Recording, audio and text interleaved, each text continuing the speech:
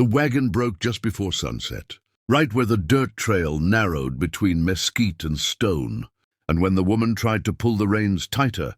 the axle gave a sharp cry and dropped her wheel into the dust like a wounded animal, leaving her stranded miles from any settlement, the sky already bleeding orange, and red as if warning her not to be alone when darkness came. She stood there for a long moment, one hand resting on her belly, the other gripping the leather strap of her travel bag, eyes scanning the horizon, with the calm of someone who had learned long ago that fear only wasted breath. That was when he appeared, riding slow, hat low, rifle across his saddle but not raised. A rancher by the look of him, sunburned skin, quiet eyes, the kind of man who fixed fences before dawn and buried neighbors. Without asking questions, he stopped a careful distance away, noticing immediately the torn hem of her dress, the bruises on her wrists, the faint blue tattoo at her neck that marked her as Apache, though she wore no weapons and spoke first in broken English, asking only if he knew how to mend wood and iron before night fell. He hesitated, because everyone knew what helping an Apache woman could cost. But something in her voice carried no threat, only exhaustion, and he dismounted anyway, kneeling beside the broken axle as the light drained from the sky,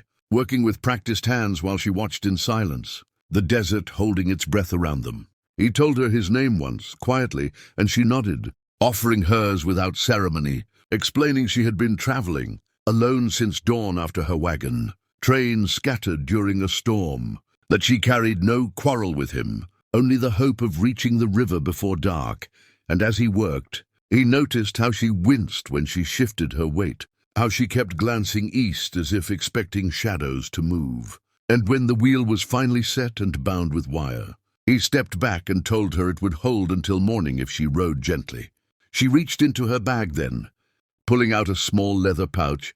offering payment, but he shook his head, saying no one should be left on the road at night. Not out here, and the words surprised even him, because he had not planned to say them. The wind picked up, carrying the distant cry of coyotes, and after a moment's hesitation, she accepted his help, following him along the trail to his ranch house, a lonely structure of wood and stone crouched against the hills, smoke rising thin from the chimney like a signal no one answered anymore. He gave her water, real water from his well, and when she drank, she closed her eyes as if remembering something long lost. And for a while they sat in silence, the kind that forms when two people know the world. Outside would rather see them enemies. He slept that night with his rifle near, not because he feared her, but because fear had been taught into him by too many stories, too much blood on too much land, and yet nothing happened. No whispered knife,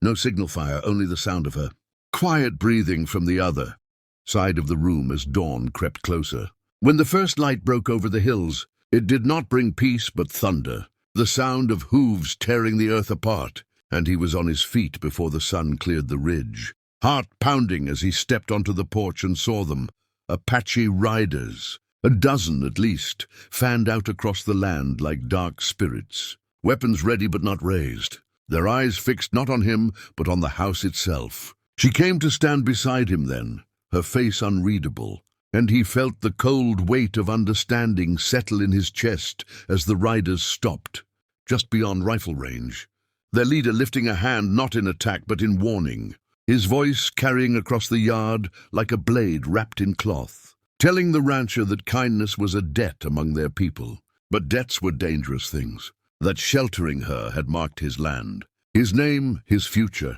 and that by sunrise tomorrow, he would need to choose which side of history he stood on. The riders turned as one and vanished into the dust as quickly as they had come, leaving the rancher standing in the growing light, realizing that fixing a broken wagon had set something far greater into motion, something that could not be mended with wire or will alone. And as the woman looked at him, with eyes full of apology and resolve, the story of this land shifted its course right there. At dawn, by the time the dust settled and the echo of hooves faded into the hills, the rancher understood that the warning was not meant to frighten him into submission, but to wake something buried deep inside him, something every man on the Frontier carried, yet hoped never to face the truth that neutrality was a luxury the land no longer allowed. The woman did not speak at first. She moved with slow certainty, gathering her bag,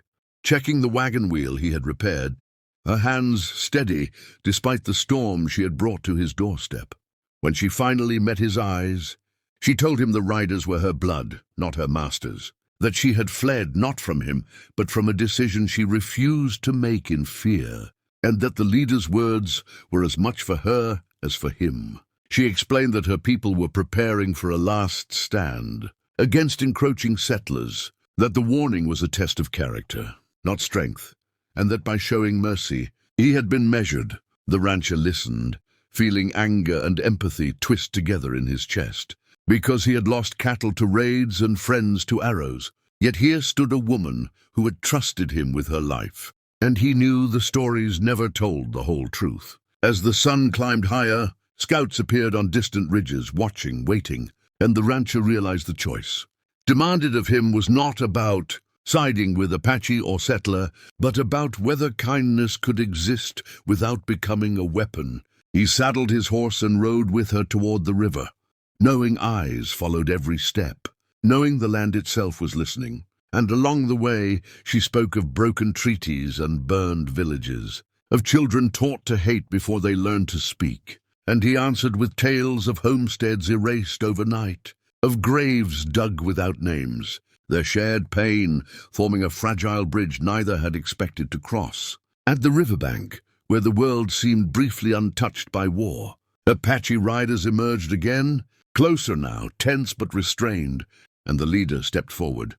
studying the rancher with a gaze sharp as flint, asking him plainly why he had helped her when he knew the cost. The rancher did not reach for his rifle or offer excuses. He simply said that a broken wagon was not an enemy, and a woman alone was not a threat, and that if war demanded he forget that, then war had already won. Silence followed, heavy and dangerous, until the leader nodded once, not in agreement but in recognition, declaring that the warning stood yet the debt of water and shelter was paid, and that no harm would come to the rancher this season, but next time paths crossed, mercy would not shield him. The riders withdrew, leaving the woman free to go where she chose, and she chose the river, turning once to thank him, her voice low as she told him that history remembered battles but was shaped by moments no one saw.